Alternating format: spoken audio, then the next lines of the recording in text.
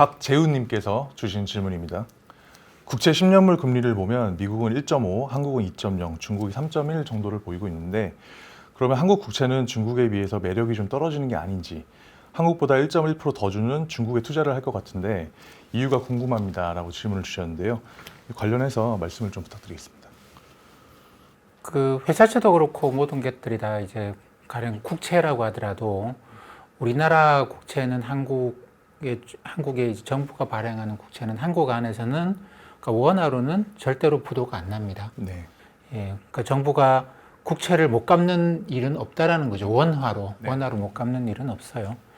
그렇기 때문에 이제 한국 내에서 국채 금리 움직임은 이거는 무위험 이자율이라고 해서 볼 수 있는데, 그러니까 글로벌 자본의 입장에서 그 어느 나라도 투자할 수 있는 입장에서 보면 한국, 미국, 중국 이런 나라들은 전부 다 부도 위험이 있어요. 왜냐하면 이때 이제 외국인들이 생각하는 국채는 기본적으로는 외화로 한국 정부가 달러로 발행한 걸 본다거나, 안 그러면 이제 한국 안에 들어가서 원화 국채를 사면 원화 국채는 부도가 안 나겠지만 이걸 팔고 이제 외화로 바꿔가지고 나올 때 또 국가 부도 문제가 있거든요. 그렇기 때문에 글로벌 자본 입장에서는 각국의 국채가 하나의 회사채와 비슷한 거죠.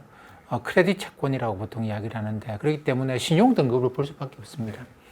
그 미국은 신용 등급이 뭐 매기는 신용평가 회사마다 다르긴 하지만 가령 AA 플러스 등급, 제일 위에가 트리플 A 등급, 그 다음에 밑에가 A 두 개, AA 플러스 제로. 한국은 제로, AA 제로, 미국은 AA 플러스.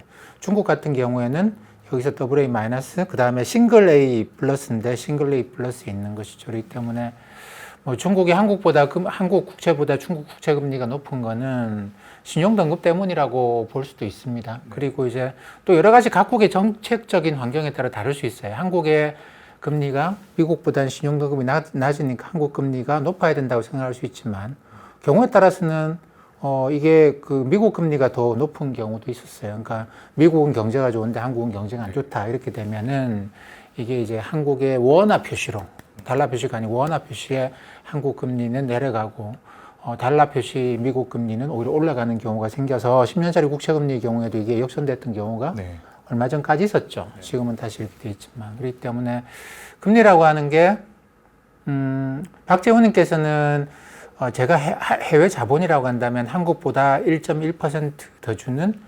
1.1%포인트 더 주는 중국에 투자할 것 같다라고 하셨는데, 이 해외 자본들도 생각이 다 있겠죠. 생각이 다 있는데 1.1%포인트 더 얻기 위해서 내가 한국보다는 중국에 투자할 때 있는 위험이 있는데 그 위험을 내가 감수할 것이냐는 문제가 또 있습니다. 1.1%포인트가 뭐 그렇게 대단한 건 아닌데 그걸 위해서, 근데 이게 채권이라는 게 하면 이렇게 되면 국가 부도가 생기면 이게 순식간에 값어치가 몇십 %씩 떨어지는 거죠.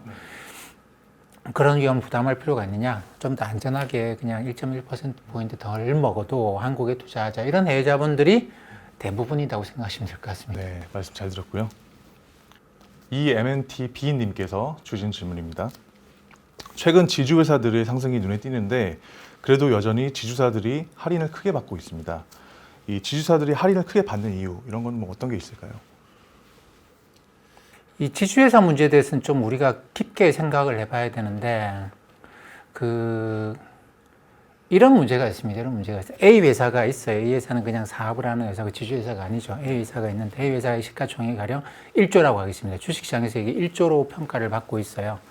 근데 이 회사에 이제 지주회사가 생기는 거죠. 근데 물론 지주회사라고 하면 뭐 밑에 이 A 회사 하나만 갖고 있는 게 아니고 여러 개 갖고 있을 겁니다. 근데 다 빼고 단순하게 우리가 생각을 해서 A라는 회사가 있는데 이 회사에 그 지분을 갖고 지주회사를 하나 만들었어요. 가령 뭐 제가 이야기하면서도 말이 안 된다는 걸 잘 알고 있지만 그냥 아주 단순하게 우리가 계산하기 위해서 이 주식의 100%를 이 지주회사가 가졌다고 치죠. 그러면 그래도 이 A라는 회사는 그 값어치가 있을 거예요. 1조라는 값어치가 그대로 있겠죠. 이 주주의 손이 바뀌었다는 이유로 1조의 가치가 변하지는 않을 겁니다. 1조다 말이죠. 그러면 이제 근데 이 주식은 실제로 지주회사가 갖고 있어요. 그러면 지주회사도 1조 원어치의 주식을 갖고 있으니까 지주회사도 1조로 평가를 받아야 되는 것이죠.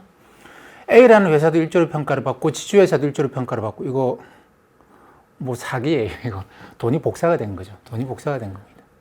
그러니까 지주회사라는데 이런 이제 문제가 들어가 있습니다. 그래서 지주회사 제도를 채택하고 있는 나라가 한국만은 아니에요. 주요 선진국들 지주회사를 채택하고 있는 나라 몇 나라 있는데 그런 경우에 이 지주회사 밑에 자회사들은 상장을 안 합니다. 상장을 안 하죠. 그렇기 때문에 더블 카운팅의 문제가 없어요. 근데 우리나라는 이게 1998년, 99년 외환위기 극복하는 과정에서 당시에 이제 지배구조 개선의 이슈가 발생했고, 그래서 이게 그 전에 있었던 뭐 구조를 바꾸고 재벌식의 구조를 바꾸고 새로운 지주회사 구조로 옮겨가는 과정에서, 그러니까 원래 지주회사의 본연의 그 이론적인 모습과는 조금 여러 가지로 몇 가지를 섞어 놓은 것이죠. 섞어 놓다 보니까 이런 문제가 발생을 했습니다. A 회사가 존재를 하는데 주식시장에 A 회사 일부 지분이 또 떨어져 가지고 여기 있는데, 그렇다고 해서 A 회사가 지주회사가 요 가령 10% 지분을 가져갔다고 해서 A 회사가 1조로 평가받던 게 9천억으로 평가받지 않아요. 그대로 1조로 평가받죠. 근데 요만큼이 떨어져 가지고 지주회사가 됐는데 얘는 또 1,000억이 증가해야 된다.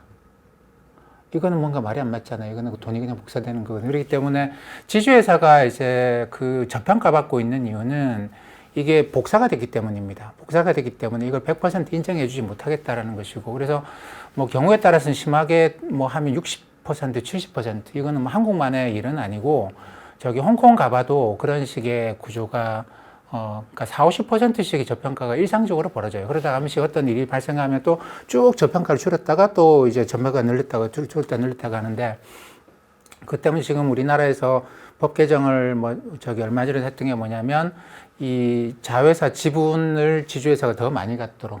그러니까 이제 가령 그 서양의 지주회사 제도는 지주회사가 자회사 지분을 100% 갖는 거단 말이죠. 그래서 더블 카운팅 문제가 애초에 발생 안 하도록 만들었는데, 우리 같은 경우에 더블 카운팅의 문제가 있어요. 그래서 이제 뭐 지난번에 법 개정에서도 상법 개정에서도 이걸 지주회사가 자회사 지분을 더 많이 늘리도록 뭐 이런 조치를 뭐 법에 넣었는데, 그게 이제 또 기존의 질서에서 보게 되면 그러면 이 지주회사가 훨씬 더 많은 돈을 들여야 됩니다.